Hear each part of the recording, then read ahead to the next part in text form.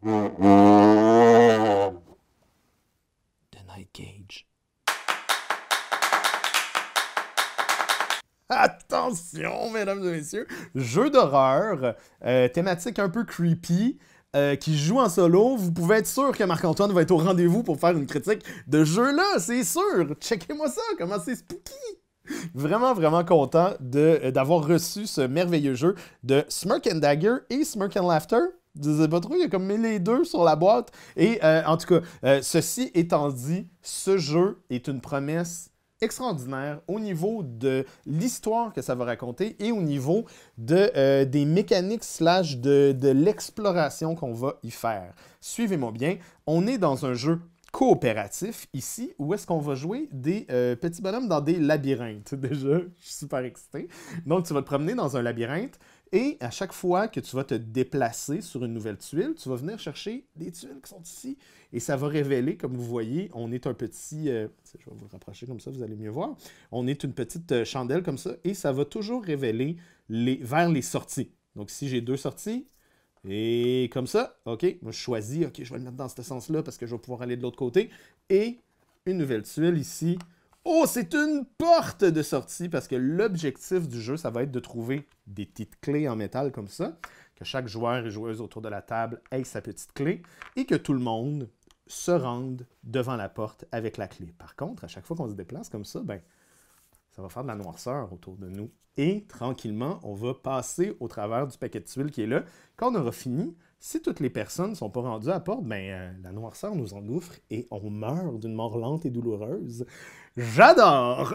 Donc, vraiment excité à propos de cette signature graphique-là, à propos de la promesse du jeu, comme je le dis. Donc, on va avoir des tuiles, comme je le disais, avec des petites clés comme ça sur lesquelles on va se promener. Des fois même, il y a des tuiles avec des cracks comme ça. Quand tu passes dessus, ça va faire des trous. Donc, il y a une mécanique de trous dans ce jeu-là. Si tu te déplaces, tu tombes dans le trou. Ça peut être stratégique, mais ça peut être aussi juste, tu es obligé de te déplacer puis tomber dans les trous. Et éventuellement, vous l'aurez deviné, il va y avoir des horreurs, donc des monstres comme ça, qui vont avoir, elles aussi, leur mécanique toute spéciale, c'est-à-dire qu'on est dans une ligne de vue d'une des horreurs et qu'on se déplace, on va trigger la bébite, donc elle va nous attaquer à distance et peut-être faire du mal à nos amis, j'allais dire nos ennemis, mais c'est nos amis, tout le monde est ami autour de la table, et éteindre leur chandelle. Quand ta chandelle est éteinte, ben là, toutes les tuiles autour de toi deviennent sombres et tu vas te promener comme ça dans le noir jusqu'à temps que tu ailles retrouver un de tes alliés. Donc, vous aurez compris, il y a quand même beaucoup de mécanique. Les tuiles bougent vite, rapidement autour du plateau. Le plateau change extrêmement rapidement.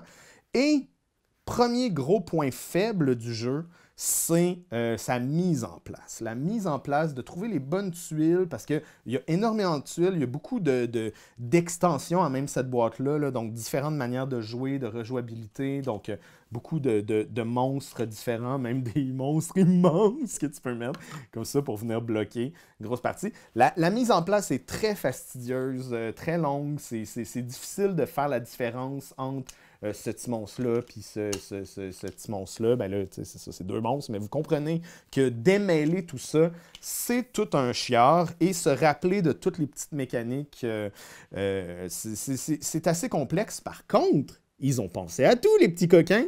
Le jeu vient accompagné avec Diced. Donc, je ne sais pas si vous savez c'est quoi. Diced, c'est une application slash un site internet sur lequel ils vont te prendre par la main et étape par étape vont t'aider à faire la mise en place et même jouer au jeu. Donc, moi, j'y ai joué principalement en solo à The Night Cage et j'ai joué, j'ai pas joué en solo parce que j'ai joué avec Diced. Puis c'était vraiment bien fait. C'était vraiment chouette de le faire avec cette application-là. Puis éventuellement, ben, quand tu comprends toutes les mécaniques, tu peux continuer. J'irais même jusqu'à dire que tu n'as presque pas besoin de lire les règles. Tu as vraiment juste besoin de partir d'Ice puis de faire la mise en place. Ça reste que c'est quand même fastidieux, beaucoup de manipulation, etc. Mais j'ai beaucoup apprécié le parti pris graphique. Petit détail aussi, ben, peut-être que si vous avez vu mes autres critiques, les critiques de Escape the Dark Castle, Escape the Dark Dungeon, Subterra, par exemple. Peut-être que vous allez vous dire, moi, ma foi, ça ressemble beaucoup à Subterra. Et effectivement, et thématiquement et mécaniquement, on a la pile de tuiles. On essaie de se promener dans ce labyrinthe-là, essayer de survivre avec ses collègues et pas se faire manger par des horreurs.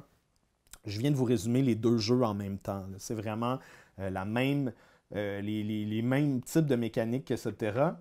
Par contre, j'ose redire que j'ai eu un peu plus de plaisir et de stress dans The Night Cage parce que justement, les choses sont très actives, les choses sont très rapides et quand on se déplace, ben, rapidement, on perd des tuiles sur le côté. Donc, on perd. Des fois, on est obligé de se déplacer. Puis ça fait en sorte que nos autres partenaires restent coincés à cause de nos déplacements. Donc, il y a beaucoup de logique à ce niveau-là, alors que Subterra était peut-être plus un jeu d'exploration plus classique, peut-être au niveau de je retourne des tuiles puis je me déplace. Oui, il y avait un certain équilibre entre essayer de trouver la fin, mais il y avait un petit peu un feeling de grinding dans Subterra, on se rappelle, parce qu'on sait que les choses qu'on recherche sont à la fin du paquet de tuiles. Ici, c'est pas le cas. Il y a plein de cartes, il y a plein de tuiles clés et il y a plein de tuiles portes. Donc, on ne le sait jamais. Ça peut être dans les 5 premières tuiles que tu trouves la première clé. Donc, il y a vraiment ça qui est de plus intéressant au niveau des autres jeux du même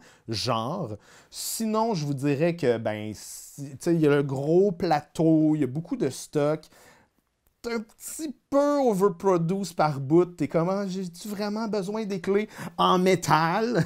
Pas nécessairement, mais je pense que justement, comme je le dis depuis le début, le parti pris graphique est vraiment une chose super intéressante pour ce jeu-là. Puis je trouve qu'ils ont bien réussi à rendre ce stress de la noirceur qui nous engouffre. Ce qui n'est pas facile dans un jeu de société que tu joues en plein après-midi avec ton chum puis ta blonde, tu sais, c'est ça. C'est des fois, des fois c'est pas facile de rendre des émotions dans des jeux, puis c'est ça que je voulais dire. C'était bien réussi ici. Alors voilà. Vous, c'est quoi le dernier jeu d'horreur que vous avez joué qui vous a foutu la frousse? C'est toi de trouver l'épisode de jour du Popoche? Sonne la cloche! Sonne la cloche! On parle de jeu, like-nous, commande, suis-nous, ouais! Sonne la cloche! Sonne la cloche! Partage à tes amis, partage à ta mamie, ouais! Sonne la cloche! Sonne la cloche! Comment ton ouais, fais le mon titi! Sonne la cloche! Sonne la cloche! Sonne la cloche comme quand Jésus a sonné à la porte pour aller souper chez Zachée.